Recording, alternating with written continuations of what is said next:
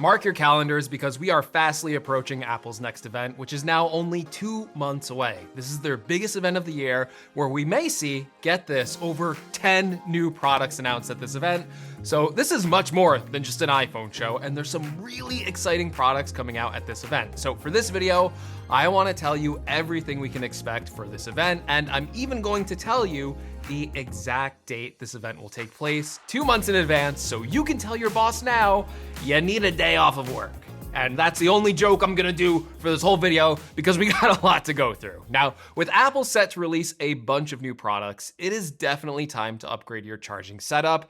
And I'm falling in love with these all-in-one solutions and simplifying it. And this Ugreen Nexode 165 watt retractable power bank is amazing. This thing is more than just a phone charger because it can charge a 14-inch MacBook Pro from 0 to 54% in just 30 minutes of charging. And the best part is, yeah, it has a fully retractable USB-C cable built right into the power bank. So you can literally just pack this and charge all of your devices, which is perfect for a morning commute or long business trips because this thing can definitely power that whole trip. It has a massive 20,000 milliamp hour battery, so it can charge an iPhone 16 up to 3.8 times before needing to be recharged. This power bank is just so cool. It even has a smart display showing you the input and output of your power. At 165 watts, it can even charge 3 devices at once. And if you love these all-in-one solutions, check out this Ugreen Nexode 65 watt retractable charger. Yes, it's a full 65 watt power brick that also includes that handy built-in USB-C cable. And with this combo, you'll never panic last minute about forgetting to pack a cable on your trips. So get ready for iPhone season because now is the time to buy. Ugreen has Prime Day deals up to 40% off, which you can get just by clicking the link in the description. So thank you to Ugreen for powering my devices and for sponsoring this video. Okay, I know we recently talked about the iPhone 17 on this channel, so I'll do my best to condense this information, but if you want a better breakdown on the iPhone 17 features, check out the video here. But yes, this is Apple's September event. So the star of the show is the iPhone 17, and this year we have 3 distinct models to choose from. So let's start with the standard iPhone 17. This is rumored to keep the same design as the iPhone 16 from last year, with the only visual change being new colors, which is rumored to be a new green and purple color. Now, even though the device looks the same, it's actually going to pack some pretty significant upgrades. That will include a faster 120Hz refresh rate display to match the max refresh rate on the Pro models, and a display size increase from 6.1 to 6.3 inches. The 17 is also slated to receive a big camera upgrade this year, but not on the rear camera, on the front camera, which will actually get a big improvement with double the resolution, now moving to 24 megapixels, as well as a brand new 6-element lens that will improve visual clarity even further. There's even some small upgrades like Wi-Fi 7 coming, but one of the more interesting rumors is that apparently Apple may keep the A18 chip in the iPhone 17 for another year, and the 17 Air and 17 Pro would be the only phones to get the new A19 and A19 Pro chip, but I personally believe that we will see the A19 make its way to the regular iPhone 17 if it is coming to the 17 Air, especially because the 16e exists, and I assume we'll get a 17e this year, and the 17e, one of the big upgrades should be a new chip. So I think it's gonna be in the new phone. I hope so. You know, do you think the regular iPhone 17 is going to stick with the A18 chip, or do you think it's going to get an upgraded A19 chip? Now, while the iPhone 17 will definitely be a practical upgrade this year, it definitely doesn't have all the hype around it because the iPhone 17 Air is going to be the most talked about iPhone this year. That's because even though the display and specs will be similar to the regular 17 model, it is going to have a new radically thin design that is only 5.5 millimeters thick and still pack in a big 6.6-inch display. The design is even rumored to use titanium, which is stronger than aluminum, which could completely solve the bending issue Apple had with the iPhone 6. And before you think this phone sounds too good to be true, well, it might be, because it's going to have a few compromises. First of all, while it will get the 24 megapixel front-facing camera, it's only going to have one rear 48 megapixel camera. Yes, the regular iPhone 17 will have more cameras than the more expensive iPhone 17 Air model. And perhaps the biggest compromise will be battery life. The 17 Air is rumored to just have a small 2800 milliamp hour battery, which, spoiler alert, may be half the battery size of the 17 Pro Max, and Apple is estimating that only 60 to 70% of current iPhone users will be able to get through a whole day of battery life on the 17 Air. So right out of the gate, this phone may not be a good choice for 40% of iPhone users. May have a lot of users just going for the 17 Pro this year, and the 17 Pro this year is also slated to get a new design with a bigger rear camera island, which will be a big visual design statement. People will definitely know you have the new iPhone if you pull this thing out this year. Of course, the bigger camera island will make way for camera improvements, with the big one being a new 48 megapixel sensor on the 5x lens. This will allow more detail when zoomed in, and possibly a 10x crop mode that will visually look like a native 10x zoom. 48 megapixels on every rear iPhone camera will also mean that Apple should be able to achieve 8K video this year.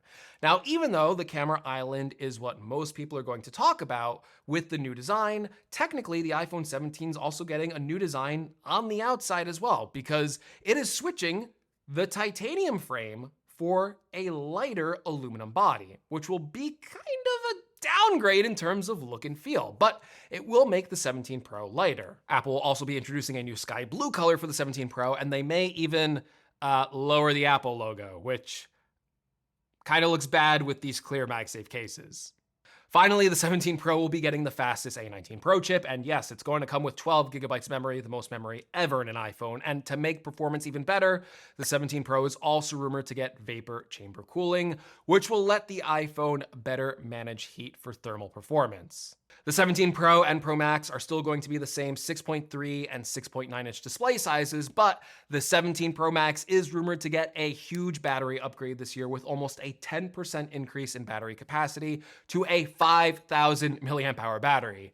This would make the 17 Pro Max the best battery life ever on an iPhone, with Apple rating this around 35 to 37 hours of usage. And yes, you are going to see something very interesting. Apple introduced the 17 Pro Max, which will have the best battery life out of any iPhone ever, right alongside the 17 Air, with possibly the worst battery life in modern iPhone history. Now, the prices for all these phones could go one of two ways. The optimistic view is that the prices will stay the same. $799 for the 17, $899 for the 17 Air, and the Pro starts at $999 with the Pro Max starting at $1,200. Or this could unfortunately be the year where Apple does increase prices, especially with inflation and the new reality of tariff-driven economics.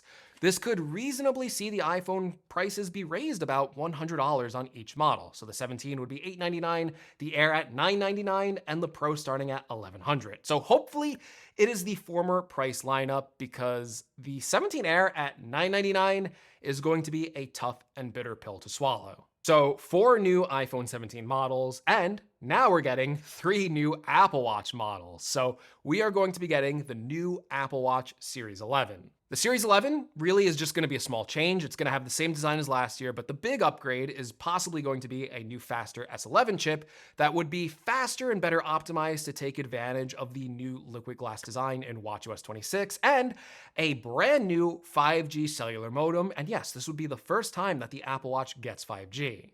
Now this year we are getting a new Apple Watch Ultra, which is good because last year we didn't, and it's been 2 years since we've had an Apple Watch Ultra upgrade. So Apple has a bigger upgrade plan for the Ultra this year, with a new wide-angle OLED display that is brighter when viewed at an angle, just like it was on the Series 10, and it will also get the S11 chip and the 5G modem from the Series 11. But the Ultra 3 is also rumored to get satellite connectivity, so you can send and receive text messages even without cellular coverage. It would make total sense on an Ultra model. Apple's always pitching this watch to people that go out like hiking and stuff like that, so that would actually be a really cool addition. Finally, the cheapest Apple Watch, the Apple Watch SE, is also rumored to be getting an upgrade this year. So the SE3 is kind of interesting because one of the big rumors is that Apple is trying to target this watch at $200, so a lower price point, but that was originally rumored when Apple was supposed to be changing the material from aluminum to plastic, but apparently Apple's kind of like struggling to make a plastic design cheaper than the existing aluminum material. Like, they have that design and that process so kind of like down that even switching to a cheaper material is causing the production to cost more money. So it's very likely they're just going to stick with aluminum on the SE3. Now, the design for the SE3 should get a little newer, basically with the Series 9 design, so a bigger 45mm and 41mm display, possibly an always-on display, as well as a faster S9 chip upgrade. Even if the price stays the same on the SE3, that's actually a pretty good value if they can get all those upgrades in.